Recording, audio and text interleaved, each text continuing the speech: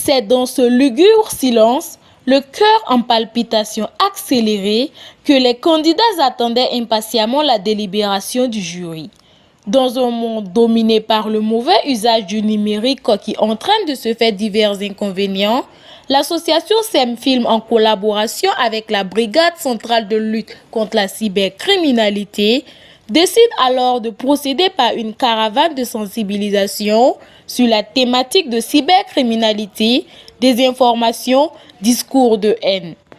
C'est sur ce thème que s'est tenu ce samedi 15 novembre 2025 un concours de peinture au centre de dialogue pour jeunes. Au Burkina Faso, nous avons remarqué que depuis un certain moment, les réseaux sociaux sont devenus des espaces entre griffes de non-droit où on se permet non seulement de s'insulter, aussi des lieux prolifiques pour le partage d'informations de tout genre qui sont le plus souvent fausses, des éléments de manipulation et également un terreau fertile pour la cybercriminalité.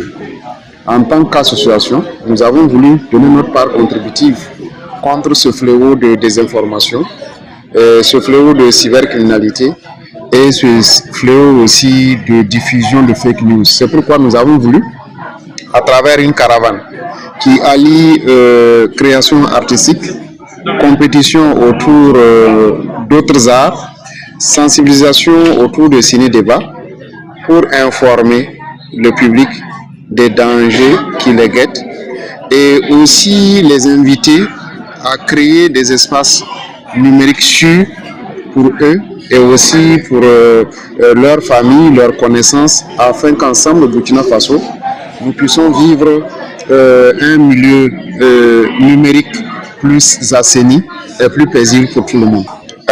Lorsqu'un tableau est peint, il est peint pour diffuser un message. Il est peint pour véhiculer des mots puissants.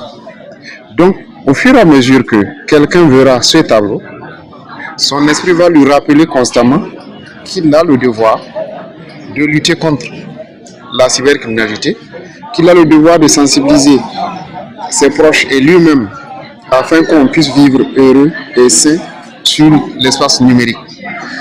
Avant tout, l'art, c'est l'art. C'est pour moi l'une des formes les plus complètes qui permet à l'humain de s'extérioriser et d'inviter le public à pouvoir comprendre et vivre le contenu qui est philosophique le plus souvent et qui interpelle les consciences. Les candidats ont bénéficié de 2 heures pour dégager leur génie créateur afin de toucher les cœurs. Avec une moyenne de 14,16 sur 20, Koulibaly Adama ressort lauréat de ce concours. Il repart alors avec la somme symbolique de 75 000 francs CFA plus un trophée. Le deuxième également repart avec un trophée et la somme symbolique de 50 000 francs CFA. Et le troisième qui repart avec un trophée et la somme symbolique de 35 000 francs CFA. Je fais en sorte de retranscrire les émotions qu'une personne peut avoir après s'être fait voler des informations personnelles et que ces informations peuvent être utilisées contre elle pour faire du chantage. Et du fait des commentaires des haters sur certaines publications qu'une personne peut faire juste pour démoraliser la personne et l'empêcher de continuer à la fois que cette personne aussi.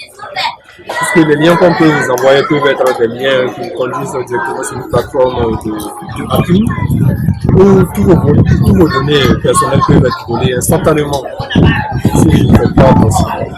Comme votre président l'a dit, vous avez plusieurs moyens de sécuriser vos comptes. Voilà, je vous conseille d'aller faire certaines recherches pour ça et puis de sécuriser vos comptes. Au-delà d'un simple concours, ces différentes peintures adressent chacune un message de sensibilisation à l'endroit de la population.